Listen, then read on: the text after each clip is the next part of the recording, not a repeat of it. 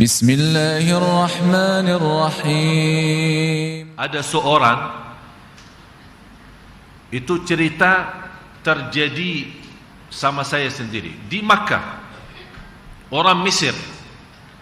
Pas kita masuk ke Masjidil Haram, waktu tawaf, biasa waktu saya sebelum ke Indonesia, saya di Madinah, suka dengan ayah saya setiap bulan mesti umrah. Jadi ayah saya kan istrinya dua. Ini tidak senang kalau dibawa cerita dulu. Jadi giliran ayah saya bulan pertama sama ibu saya, bulan kedua sama ibu tiri saya. Padahal ibu tiri kan yang pertama sebenarnya. Jadi ibu tiri yang pertama, dah tahu disebut ibu tiri ya di sini. Jadi yang pertama karena ibu saya kan yang muda, habis pertama dapat anak satu, jadi setiap bulan menjadi kewajiban dia bawa istrinya umrah, habis umrah silaturahim keluarga yang ada di Makkah, silaturahim keluarga yang ada di Madinah, terus pulang. Dan saya perhatiin ayah saya, kalau dia berangkat misal jam sore, 2 hari atau 3 hari pulang jam sore. Begitu dia bawa ibu saya, dia balik berangkat dengan jam yang sama, pulang dengan jam yang sama. Saya bertanya sama sambil tertarik perhatian saya bilang, kenapa ayah saya menjaga seperti itu? Dia bilang ini salah satu ikhtiar saya untuk berlaku adil. Coba bayangkan sampai jamnya dihitungkan. Ya, oleh karena itu yang tidak mampu berlaku adil jangan macam-macam. Kemudian pas giliran ibu saya ikut berangkat ke masing-masing dengan anaknya. Apalagi ibu saya kan anaknya dari yang pertama cuma anak satu, kita anak banyak. Jadi kita kan giliran masih kecil jadi sama ayah. Waktu kita masuk ke Makkah, di hadapan Al-Ka'bah kan ada tangga ya, kan turun sebelum masuk ke kawasan tawaf, kan ada tangga kita turun. Persis di tangga itu saya mendengar ada 2 anak sama ayahnya dari Mesir. 3 mereka ini yang menarik perhatian saya, lagi ribut berbicara dengan suara keras, jadi menarik perhatian orang. Mereka ini anak berkata dengan ayahnya, bagaimana kami lepaskanmu untuk jalan sendiri? Kamu buta, tidak bisa lihat. Kamu buta. Kalau kita lepasin nanti jatuh. Dia tetap menahankan dan menekankan anaknya, lepaskan aku. Saya mau berjalan sendiri sampai Al-Ka'bah. Dia masih posisinya di atas tangga itu. Anaknya lepasin.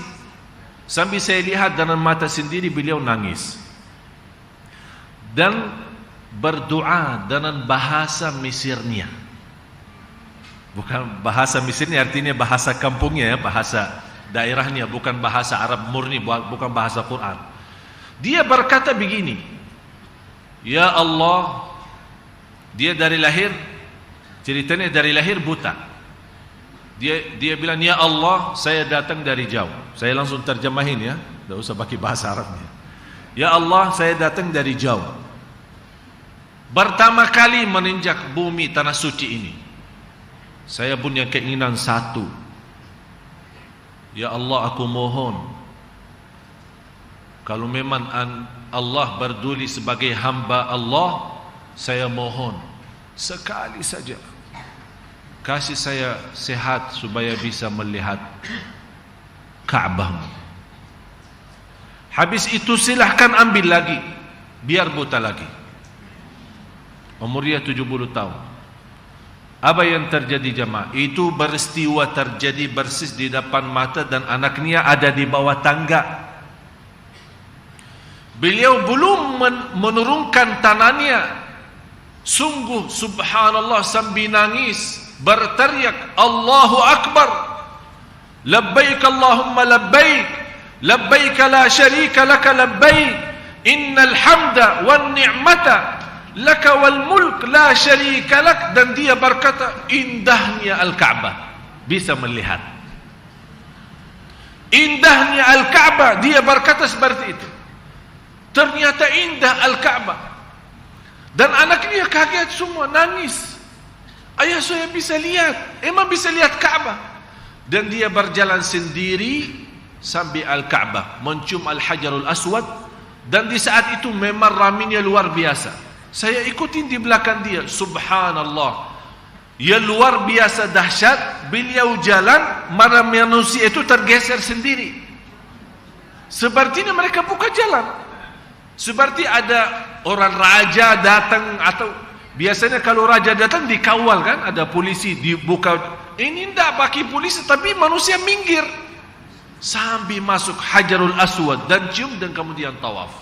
Orangnya masih hidup bapak ibu, dan alhamdulillah ini ceritanya kurang lebih 5 tahun sampai sekarang orangnya masih bisa melihat. Coba bayangkan bagaimana baiknya Allah subhanahu wa ta'ala. 70 tahun buta, tidak pernah berobat, dan tidak pernah punya harapan untuk sembuh. Begitu Allah kasih rizki, sesudah 70 tahun, orang miskin, fakir, datang kesempatan masuk Ka'bah dan masuk Makkah. Dia hanya punya satu keinginan. Bukan kita sekarang melihat orang-orang sibuknya tawaf sambil foto-foto gedung-gedung yang tertinggi sekeliling Makkah. Saya sendiri melihat orang lagi tawaf, malah pemimpinnya, mutawifnya lagi berdoa, orang di belakang tawaf, dia ikut. Allahumma, Allahumma. Foto. Subhanallah. Ternyata fantas negara Indonesia yang terbesar jamaah haji, yang terbesar jamaah umrah, kalau begini umrahnya, ya fantas tidak akan berhenti korupsi, tidak akan berhenti kacau negeri ini. Padahal kita kesempatan berangkat dari sini membawa segala dosa dan kotoran, balik dari sana seperti anak yang baru lahir, bersih dan suci. Ya ayyuhan nas antumul fuqara.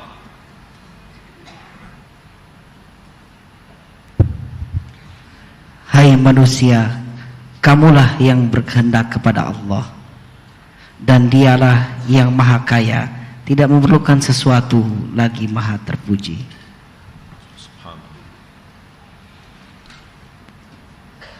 Yang saya lihat, jamaah yang hadir, bapak ibu,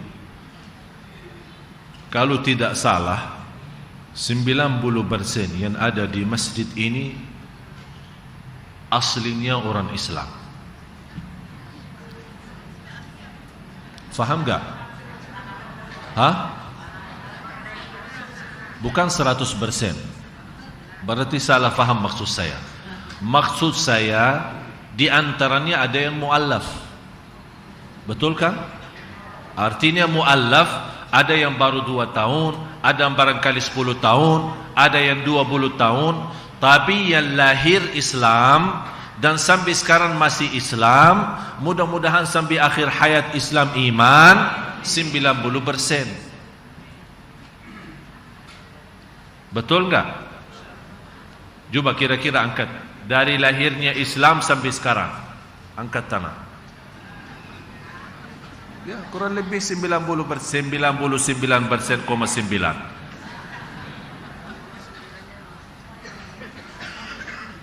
Beda antara orang muslim, kalau boleh saya berkata orang muslim murni, sama orang muslim mu'allaf. Artinya orang muslim kenal Islam, habis dapat petunjuk, hidayah, apa-apa sebabnya, tidak perlu kita bahas apa sebabnya dia masuk Islam. Walaupun seluruh turunan Nabi Adam memang lahir atas Islam iman, tapi berubah sebabnya pendidikan orang tua.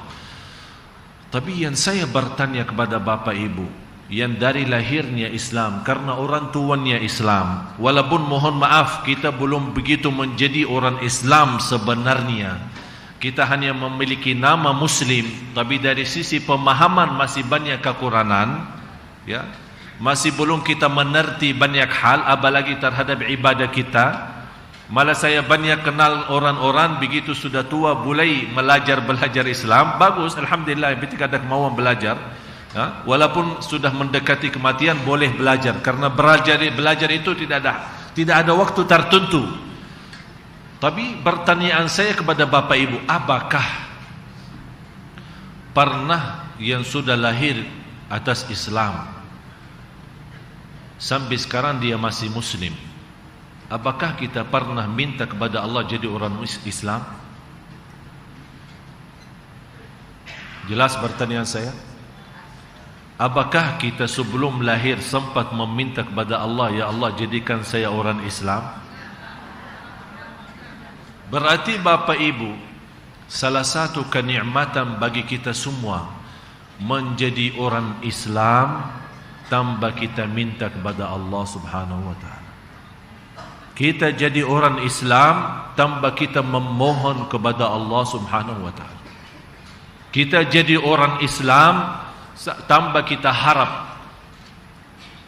Oleh karena itu mudah-mudahan sebagaimana kita Bapak Ibu menjadi orang Islam tanpa kita mohon, mudah-mudahan kita menjadi ahli surga yang selalu kita mohon. Kalau kita jadi orang Islam tanpa kita mohon kepada Allah, dilahirkan atas Islam iman, dan sampai sekarang Islam iman, semoga sampai akhir hayat, mudah-mudahan kita yang selalu memohon surga Allah berikan. Kalau Allah berikan Islam tanpa minta, mudah-mudahan dapat surga yang selalu kita minta. Ya ayuhan nas antumul fuqara'u ilallah. Cuba bayangkan sebagaimana pasaran kekuasaan Allah Subhanahu wa taala, dan Allah yang maha kaya, yang tidak memerlukan apa-apa dari manusia. Termasuk di antaranya Allah tidak memerlukan ibadah kita. Coba bayangkan Bapak Ibu, kalau Allah marah, Allah murka terhadap setiap manusia berlaku dosa, berarti tidak ada manusia yang mampu hidup di bumi.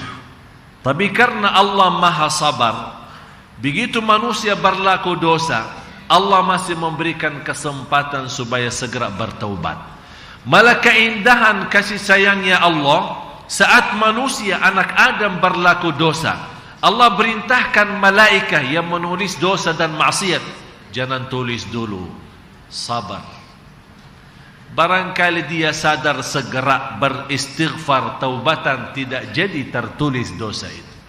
Tapi tetap dia melalaikan, dan tetap dia malah merasa bangga karena berlaku dosa dan maksiat. Malah dia bangga dan senang karena memiliki banyak pacar cewek. Malah dia senang dan bangga dan bisa menawarkan teman-temannya dalam pilihan bermacam-macam maksiat dan dosa. Itulah baru Allah perintahkan malaikat, ini sudah kelewatan, tuliskanlah dosanya dan maksiat. Oleh karena itu Bapak Ibu, seandainya kalau di antara kita yang punya dosa dan maksiat, terang-terangan maupun sembunyi, jangan sekali-kali Anda merasa bangga karena dosa itu. Hati-hati. Selama Anda masih ada rasa takut, selama Anda masih ada rasa malu, ditahu sama orang, terbuka ceritanya, selama Anda masih ada rasa takut dan harap bisa segera taubatan nasuha, masih dalam ampunan Allah. Tapi yang tidak mendapatkan ampunan Allah, orang yang selalu dia mau berlaku dosa maksiat, malah dia bangga dan senang telah berlaku dosa maksiat. Malah dia bukan hanya segitu saja, dia mampu dan berani menceritakan ke orang lain apa yang telah dia lakukan malam hari. Na'udzubillah. Kata Rasulullah SAW, selama orang yang punya dosa sembunyi, dosa malam, artinya dia sembunyikan, tidak dilihat sama orang lain, selama dia tidak membongkar cerita itu dan tidak menceritakan ke orang lain, akan diselamatkan oleh Allah dari keburukan dosa maksiat itu. Tapi selama dia menceritakan ke orang lain, Allah tidak akan ampuni dosa itu. Oleh kerana itu hati-hati Bapak Ibu. Selalu anda rasa, bukan saat dosa dan maksiat, latihkan diri, biasakan diri, terutama saat kita rasa nyesal, saat kita rasa ketinggalan salat malam, ketinggalan witir, ketinggalan baca Quran, ketinggalan segala amal salih yang kita sudah biasa seperti Isnin Kamis dan amal-amal salih yang lain. Biasakan diri anda punya rasa nyesal dan sedih karena ketinggalan taat itu. Jadi bukan anda rasa sedih karena berlaku dosa maksiat, tapi anda ada rasa sedih karena hari ini lewat belum buka Quran. Anda rasa sedih karena hari ini lewat tapi tidak sempat bersedekah. Anda sedih karena hari ini lewat tidak salat duha. Hari ini juga lewat tidak menjaga sunnah qabliyah ba'diyah. Biasakan diri jamaah sekalian untuk memiliki rasa sedih karena ketinggalan amal saleh, bukan kesedihan karena dosa dan maksiat saja.